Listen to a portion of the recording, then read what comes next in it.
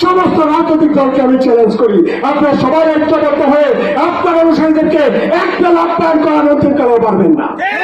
আর আমি বাদ বই বাংলার যতগুলো রাজনীতিবিদ আছেন প্রত্যেক রাজনৈতিক দল আমার পীরের দপ্তরে আসেন, আপনাদের আসার দেওয়া আমি নিয়ে গেলাম আর আপনাদের মেহমানদের দায়িত্ব আমি নিয়ে গেলাম।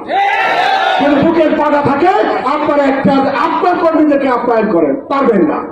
ওইখানে 100% বিশৃঙ্খলা হবে। আর এটা আল্লাহ রাসূলের দরবার, তার অন্যতম প্রমাণ। এখানে লক্ষ লক্ষ লোক খাবে, কিন্তু বিন্দু মাত্র ঝঞ্ঝাম তো দূরের কথা, একজনের সাথে একজনের দ্বন্দ্বও হবে না। এটার নাম হলো রহমত।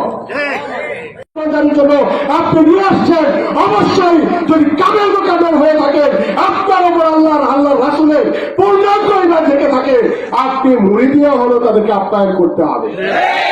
কিন্তু দুর্ভাগ্যের বিষয়, সুনামগঞ্জে ওয়াজ করে, মুফতি মুহাদ্দিস ব্যবহার করে, লক্ষ লক্ষ মানুষের সামনে ওয়াজ করে, কিন্তু আজ পর্যন্ত তারা কোনোদিন এই শূন্যতার কথা উচ্চারণ করে। কারণ এইটা করলে তাদের এই ওয়াজের আর কার্যকারিতা থাকবে না। আর আমি গ্যারান্টি দেন, অস্ত্র এলাকার সমস্ত তাকের, সমস্ত আশেকার, সমস্ত নবী মুসলমান আমার দিনকে বাজারে তবরক খাবে, তথাপি আল্লাহ রাসূলের এই দপ্তরের তবরক শেষ করতে পারবে না। এটা আমার ওপেন চ্যালেঞ্জ। আমার বীরকে বাজারের দপ্তরে লক্ষ লক্ষ কোটি কোটি টাকা খায়, অন্তিম পর্যন্ত আমার এই আল্লাহ রাসূলের দরবারের তবরকে শেষ করতে পারে না। এটার নাম হলো মহব্বত, এটার নাম হলো আল্লাহ রাসূলের প্রেম। এই প্রেম শিক্ষা দেন, এই মহব্বত শিক্ষা দেন।